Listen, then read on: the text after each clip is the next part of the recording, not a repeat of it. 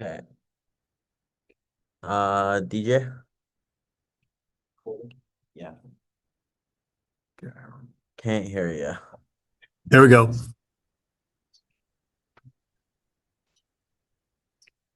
Pablo, your overall thoughts on the match? There was a lot there. Where do you want to start?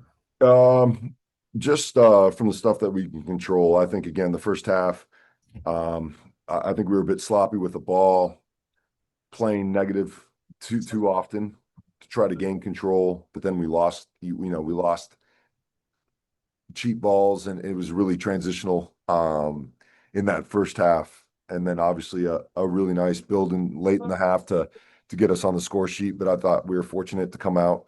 Um, Tied in the first half. And then the second half is completely different where I feel like we definitely controlled the game on our terms. Some great actions, some great moments, and again, just lacked the final decision, the shot. We had a lot of things on goal, but it wasn't anything that really challenged their goalkeeper. Um, so from the stuff that we can control, I think that was really it. And so for me, it's really about how do we start next week's game being more positive in the way we play, a lot like the San Diego game, and that will be our challenge for our group.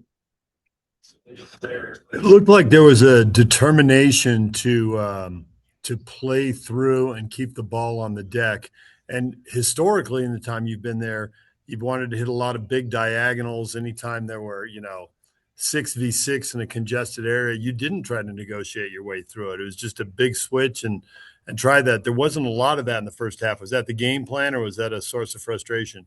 No, I think it was a source of frustration. I think positionally, just little things like, Gozo was too high when we play against the back four. We want to play in between the wing back or the outside back and the winger to create an option for Phil. Oftentimes when Phil had the ball, he had no option. So he'd turn and we'd play it back to Hoffa and we'd midfield all the way back. And so the thought, what we'll talk about is again when we're close to midfield and we get a ball where we can face forward, it's really a trigger for us to it should trigger our opposite movements higher up the field to create a threat in behind, right? So if they're going to play with the high line, what we always talk about is challenge it. And it does two things. One, obviously, if you get in behind, it's a great goal scoring opportunity. But two, nothing else. It'll make them drop their line of pressure faster than what they did. So I think that's again a really important aspect of what we want to do. And again, I think just looking back at that San Diego game, the amount of times we threatened their back line and got in behind, that then allowed us to walk the ball up the field. Um, so yeah, you identified it, well. And in the second half, we were able to keep it on the deck and beat their, they had a three-man midfield and we boxed it up and had four, and the guys executed technically much better in the second half. And then, we were able to gain control of the game. But there's a few things that, we'll continue to talk about because the last two first half haven't been up to our standards. It also looked like there you got a yellow card on a center back for them who's maybe a little on the younger side and seemed to be struggling. And I guess we were a little surprised that you didn't, as a group, attack him more, whether it was Gozo or Solans, and really go at him because he seemed to be having problems and he was on a yellow card. It kind of seemed like an opportunity for a matchup inside the game. Well, I'll tell you what, DJ, if you wanted us to get a call like that, I think this is the wrong game. Yeah, and that's why I think it's a fool's errand. I know that Pro will go back and analyze this game, and they'll definitely send us um, an apology on what took place because again, I think as coaches, all we want is consistency. Um, and from game to game, it's just very difficult as to what the criteria is for a dog so a penalty kick. It's just a really interesting moment for us. These last two games have been very difficult to kind of gauge and have a feel for how the game's going to be officiated. So I think, the most important thing for us is, again, to spend all our energy on controlling what we can. And I think if we're, brighter in the first half, maybe that changes the mindset of the things that we can't control. Thanks, Pablo. Oh, Matty Casey. Hey, Coach. Hey, Matty. Hey, after Wednesday, you talked about wanting a response from the lads. Obviously, it sounds like you didn't get what you wanted in the first half, but did you feel like you got anything that you can take a positive from in the second, at least?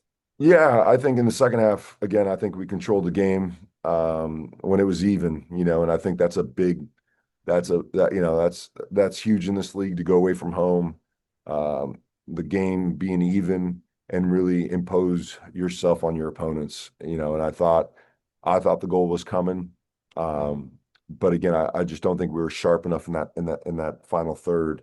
But again, I think there was a lot of pressure. The field tilt was in our favor. We had a lot of momentum, and I think that's a really difficult thing to do in this league when the game's even. And so that's probably the biggest takeaway as far as positives in this game.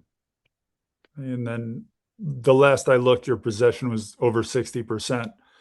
It looked like this was one of those games where you've been talking about how strong RSL has been in transition and wanting to work on other aspects. Mm-hmm. And this was a game where you had the ball and you were imposing yourself on LA. What did you see that was good? What did you see that needs to be better for next time? Yeah, I think for us, I think again, possession for me is just a stat. It's what you do with that possession that's important, right? And so you can use it to control the game, but at some point there's got to be a change of speed, or there's got to be a dynamic action in and around goal to make that possession valuable. Um, I think we also had a couple moments in transition that we just didn't do well enough with.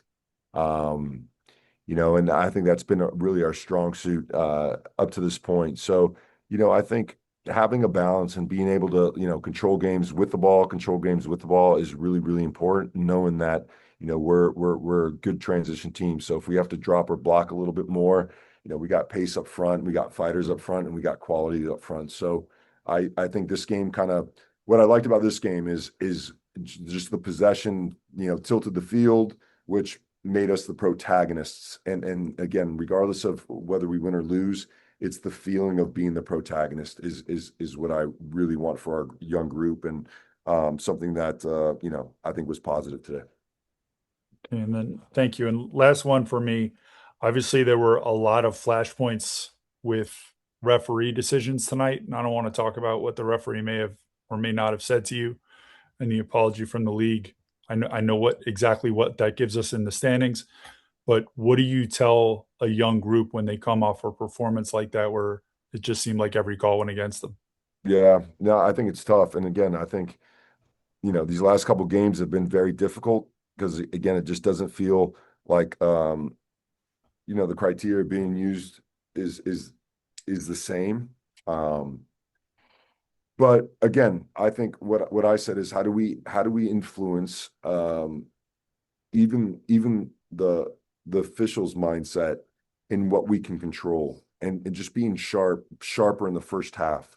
I think that's a great way to get momentum going in your way. And so that's the one controllable I think that we can affect it. And if we have to play against 15, I think that's a challenge as well. But that's what life is given us at the moment. And so we've got to overcome, expecting things to change. I think is the fool's errand. I think the onus is on us as a group to own everything, whether it's good or bad, and put our best foot forward moving, in this next game against Portland. Thanks, Coach. Safe travels. Yeah, thank you. Brant. Pablo, you've had a couple of interesting games with all kinds of distractions that have kind of taken RSL out of the way they've played early on and had success. So is this a game that kind of comes down to decisions? It looked like in the second half, like you mentioned, you really kind of took control of the game, but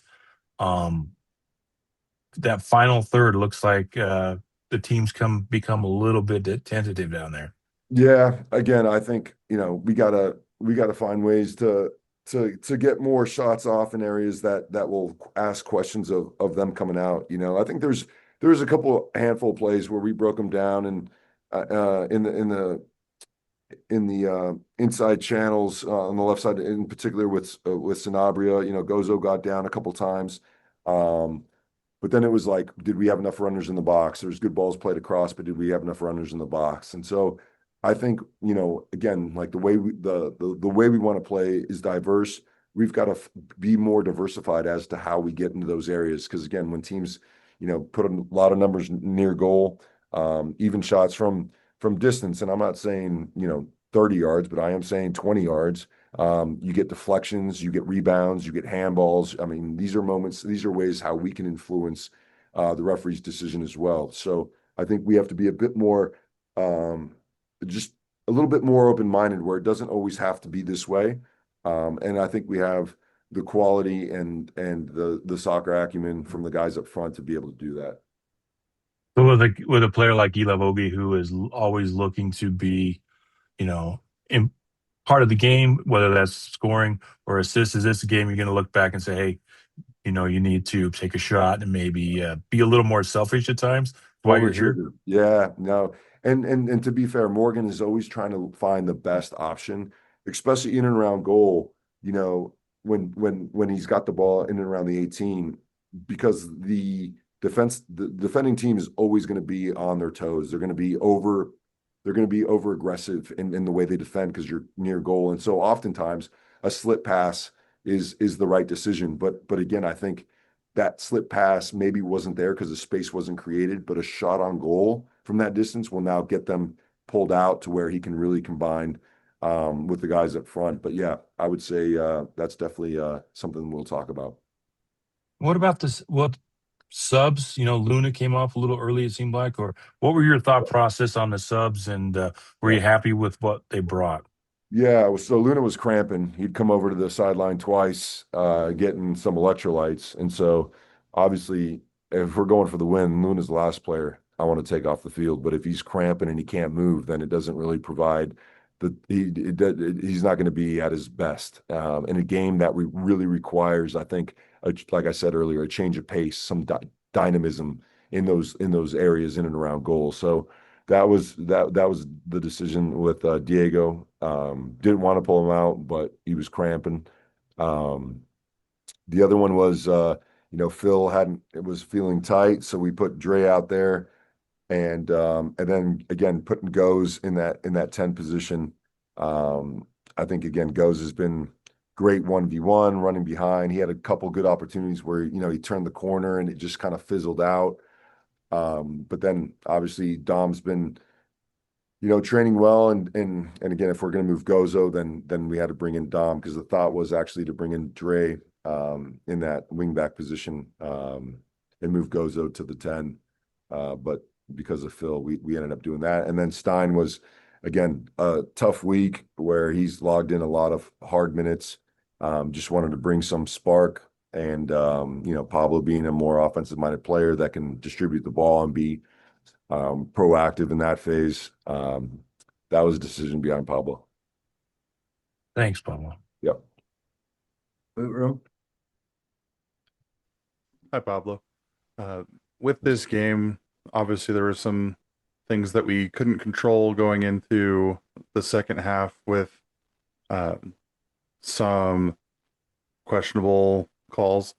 But with this performance, there were some things that were good. What, in your opinion, were some shining moments that you can focus on maintaining and bringing into the match against Portland? Yeah, I think again, I think when our tens were positional, and then overloading, so like Aiden and Diego, there was a lot of good actions in the first half. So again, against a team that's playing with a single pivot, if our tens are disciplined in those pockets, like they were in the second half, that was the biggest thing coming out of the halftime. We have very talented players in those pockets, and then it was just that the goal that was created with Diego and Aiden, and I think that that bravery from Aiden to take the guy on 1v1, and then just, I think just being more aggressive in that phase of the game, I think is really, really important for us. Where if we're passing it a lot, then we're not, we're not expressing our true selves. And so I would say that the second half where we were able to gain control of the game away from home with an even score line says to me that at least the mentality's in the right place, because we want to win every game. We don't want to just come and get a tie. And so the only thing lacking was that, again, that polish in that final third. So I attribute a lot of that to tired legs, having had so much time off, and then, this 3-game week. It's been tough, but I think moving forward we'll be physically capable, and we'll learn from these couple games. Thank you. Isai, time for one. Hola Pablo, bueno, nada, me dieron chance para una, pero quería nada más preguntarte, todos hablaron del arbitraje, pero yo quería saber qué fue lo que te dijo el árbitro con respecto a la jugada donde, en mi opinión, debió haber sido expulsado el jugador del Galaxy. ¿Cuáles fueron sus motivos, más que todo porque es lo que yo quisiera entender en ese lado? Sí, él dijo que el jugador le enganchó a Víctor, pero lo hizo por el costado, no lo pegó por atrás. Y eso fue la razón que me explicó cómo lo vio él, ¿no? Pero mira, si no pasa a nosotros, es como nos dan una carta roja. O sea, no se siente que, que en los últimos partidos que estamos recibiendo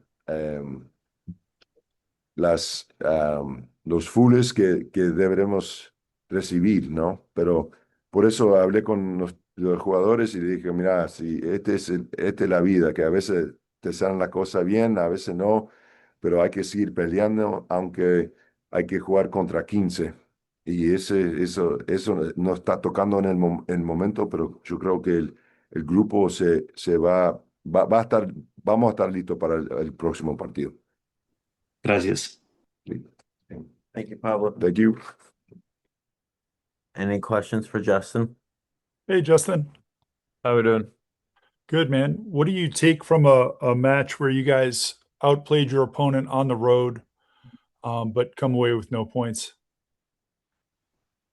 I mean, from this match, honestly, I feel like we were hard done by the refs. Obviously, we weren't very good first half, a little sloppy, but at the end of the day, I feel like they missed a clear foul on Victor, last man back. Could have been a red card. Doesn't go over to the screen to check it. That changes the whole dynamic of the game. And then despite that, their penalty at the end of the game, I feel like, is just so soft. And again, just doesn't go over to the VAR station to look at it himself. And I feel like that's just 2 missed calls that loses this game. So I'm not even sure what the point of VAR is if they're going to keep missing these calls. That's what I take from this game. Rafa obviously continues making these incredible stops, and he had a handful tonight, but you also had a clearance from one that was goal bound, and then you got around Paintsel from the back to clear one away from him. How do you stay mentally strong for the younger guys around you in a match where it's not going your way? Yeah, I feel like just every game, try and stay as locked in as possible. And especially when things aren't going our way, it helps when if you can make some decisions to keep the team calm, and maybe instead of playing long or something, keep the ball and just keep it moving, and making sure that you're just sort of a calming presence. But I don't know. I don't know. I know it's tough to ask after a painful loss. Do you feel like there was something in that match, though, that you can bring forward into Portland? Maybe your ability to step on the ball and hold it against them for long stretches in their home and make them play against you? Yeah, no, I thought our second half was much better than the first half, obviously. Just connecting passes and I felt like we had them pinned in their half for a decent amount of the second half. But yeah, really just making sure that having possession but sustained possession in the attacking half. As opposed to maybe going back. We went back to Rafa a lot the first half. And just making, conscious decisions to instead of going back to him, try and swing it around through the midfielders and just sort of build that pressure. So there's definitely some things we can bring in, um, and yeah, just clean it up. Thanks, Jay. Safe travels. Appreciate it. DJ. Justin, the last 2.5 games, if you take them as a whole, haven't looked like what that long unbeaten streak looked like.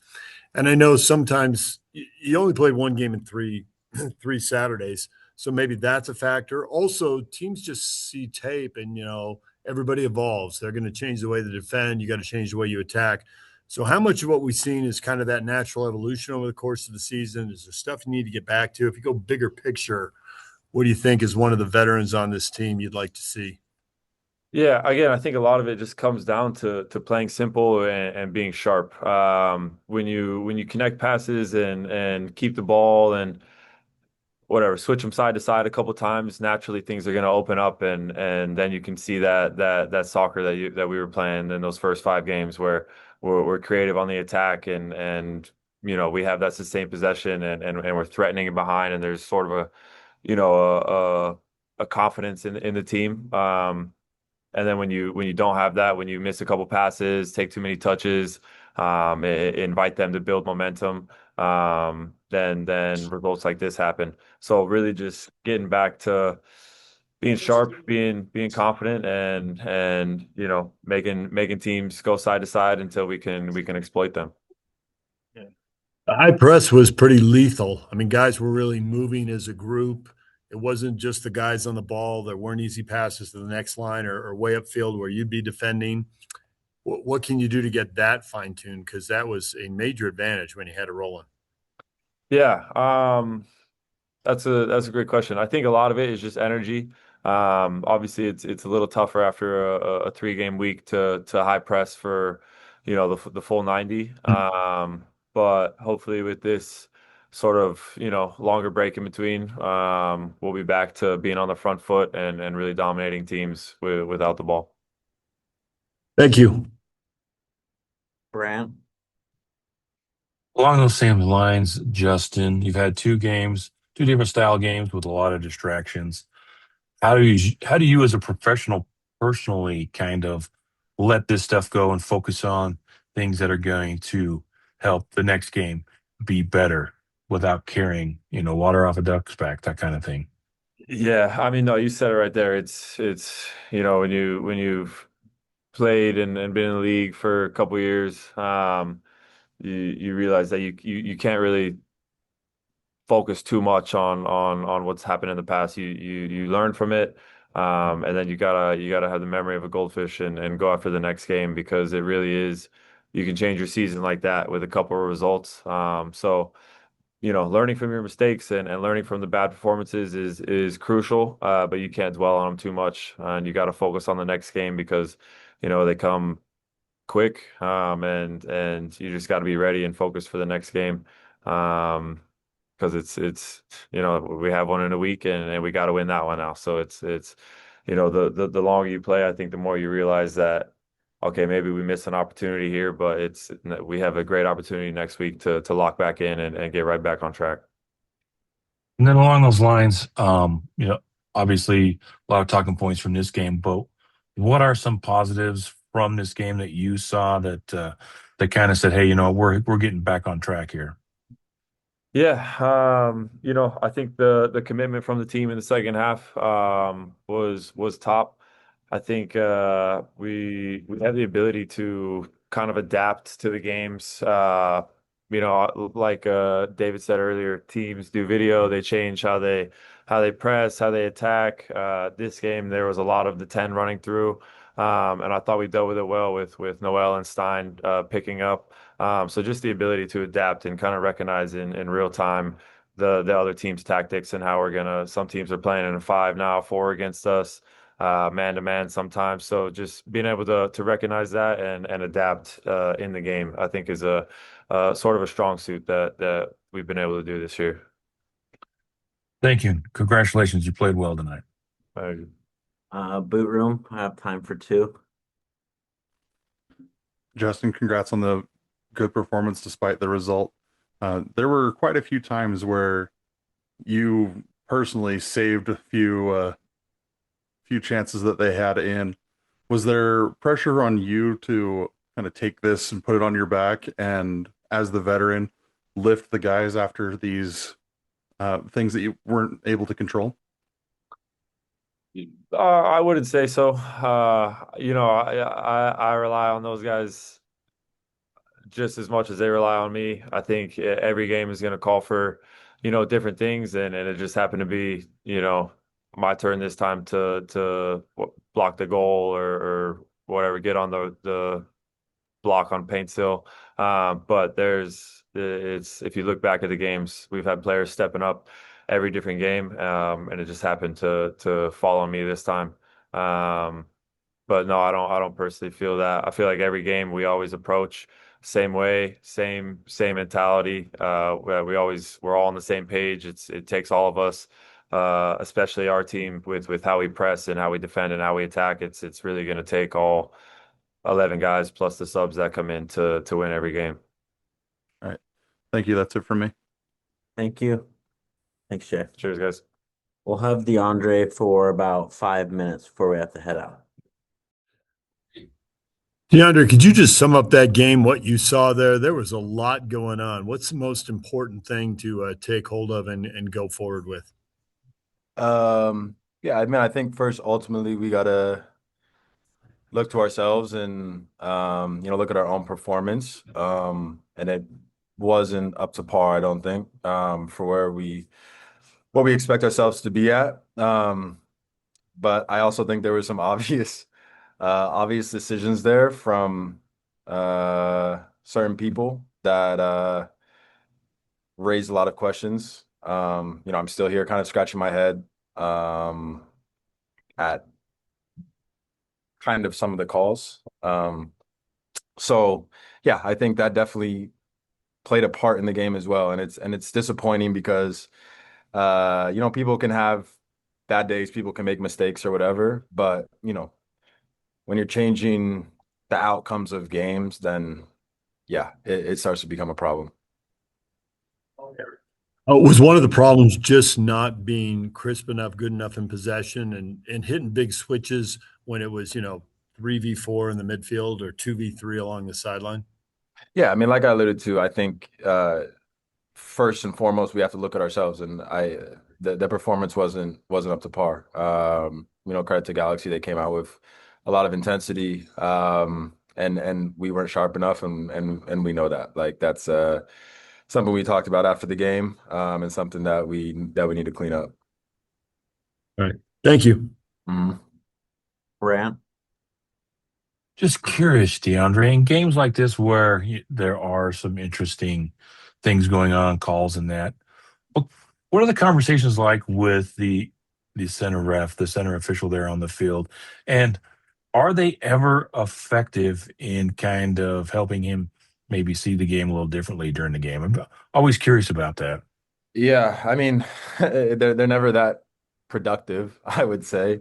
But I think as players, all we're looking for really is an explanation. And personally, like I would love an explanation. I think the club would love an explanation from Pro uh, on one, the penalty, two, uh, the no call on what seemed to me an apparent like red card. It's still kind of baffling to me, and I'm sure this will get out, and I'm sure the MLS will come to me with a fine, and I'm fine paying it. But like at some point, like something's got to change. And I'm not just saying for us, not just saying it's not like playing the victim here, and we, week in and week out, we're getting the worst. No, it's every team. I'm talking to different players. It's a lot of players that are saying the same thing. So I don't know. We're frustrated. We're really frustrated. One, we're frustrated probably with our own performance first, and the fact that we weren't up to par. But I think, when looked like was probably going to be a draw, which I think would have been a fair result on the day. Um, when the game gets changed like that, then it's frustrating. So And you're a veteran. You've had a couple of interesting games not go the way you were expecting. Um, how do you help this team moving forward to let these results kind of go off like water off of your back, like a duck's back, and move forward and not let yeah, them? I mean that's it definitely comes with experience. I think it's easy to just focus on the negative things, but I think we also have to realize, where we were two games ago. I think it's been what, 6 days and or 5 days or whatever since, our win versus San Diego, I think, right? 6 days, something like that.